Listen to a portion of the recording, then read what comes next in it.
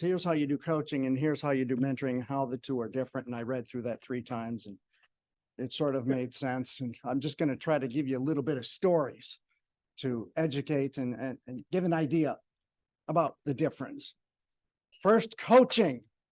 The idea of coaching is you've got a shorter term thing you want to accomplish, and the coach will give you very specific ideas about how to achieve very specific goals. One of my very first coaches, after I graduated chiropractic school, I actually hired a coach. I knew how to do chiropractic. I knew how to lead. I knew how to be good with people, but I had no idea how to build a business. I hired this coach to give me ideas. Here is how you build a business. This guy was really good at doing wellness chiropractic. With wellness chiropractic, you give pretty much the same kind of adjustments to pretty much everybody, and it has little to do with the problems that they have. And he's great at doing that. He had me do things like write down your mission, your vision, and your purpose. He had me write down a marketing plan. He had me write down how to make people pay. And then one of the marketing ideas he had was, you're going to go to every business within a 5-mile radius of your office. You're going to march into that business. You're going to introduce yourself and tell them about yourself and learn about them.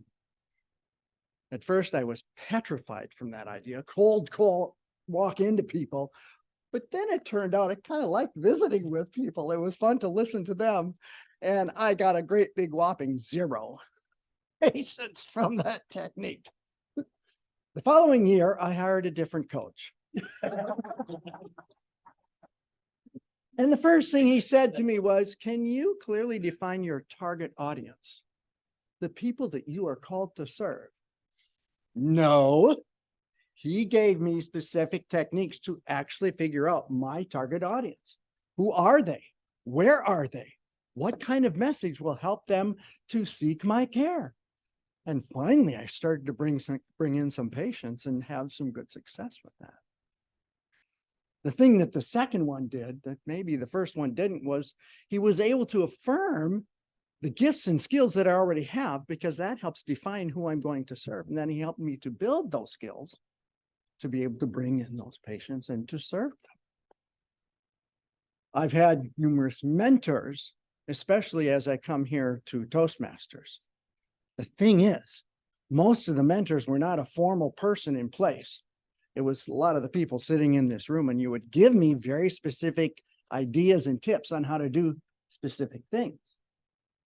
Brother Rick was really good. I mean, he gives a lot of good ideas, but a specific thing that you taught me was how to share emotion, to be emotional without getting all choked up with emotion. Carpagam, God bless you, Carpagam, there you are. After a speech, she would come to me and poke me in the ribs and say, you got too soft during your key point. You always start to whisper. And I sit in the back of the room and I can't hear you. Here's how you're going to do that. It's okay to make your point. Just talk more slowly, but maintain your voice volume. That was wonderful. Many of you have seen Jeff Burns. He gives his evaluations. He teaches us how to use body language that can be very specific to the message that you're trying to give. And then there's sweet Christy. God bless you, Christy. One of my main problems is that I am so passionate that I blow everybody's head off. And she would very patiently come and speak to me. Now, here's what you did, and this is how it made me feel, and let me fix my hair. Here's how you can do that a little more calmly. The point of that is that I can give a speech without burning the face off of every member in the audience. What this was these were very specific tips. But the idea was to give me general guidance so that I could achieve a bigger goal of being a better speaker. It was to affirm the gifts and skills that I have to help me build better skills. Coaching is a more general approach. Coaching is very specific techniques for very specific goals, and mentoring is to give ideas, but to achieve a more general, broad goal. Let's finish with a story that kind of illustrates the whole thing. Growing up on the farm, I was in my early teens. In the summer, one of my jobs was to haul the huge hay wagon full of chopped hay into the yard, pull it up to the silo, and very carefully pull it next to the blower without destroying the blower or the wagon. And then you dump all this hay into the blower and it goes into, and you do this back and forth, back and forth, back and forth. And it actually took a little bit of skill to be able to pull this wagon up to this blower and unload that thing. The shed that stored these wagons had about 6 inches of clearance on either side of this wagon. That is right. It was always Dad's job to back the wagon into the shed.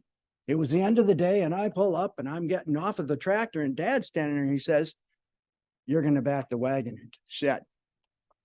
I said, he says, "No, I really want you to back the wagon in the shed." And then I said some of the stupidest words I ever have. I said, "No, I'm not. My dad's not draconian, but you don't say no to my dad." I says, "I can't do this." And he says, "Yes, you can." And he turned and walked away. I did what every teenager does. I broke into a cold sweat. I started to shake and I almost wet my pants. Then I prayed some Hail Marys, because that's my standard. Asked the good Lord for help. And then I started back and forth, back and forth. Doggone it, if that wagon didn't start to go straight. It only took me 38 tries and about 47 minutes. It would have taken Dad 1.5 minutes.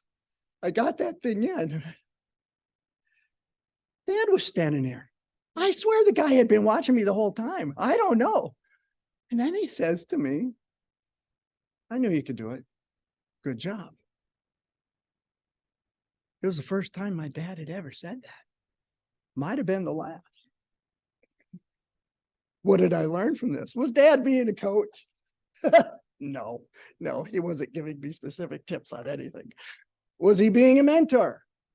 Only if you stretch your imagination. Maybe what he was really trying to do is just to affirm what he knew what was in me, help me to build that skill, and give me something I would never forget. Madam Toastmaster.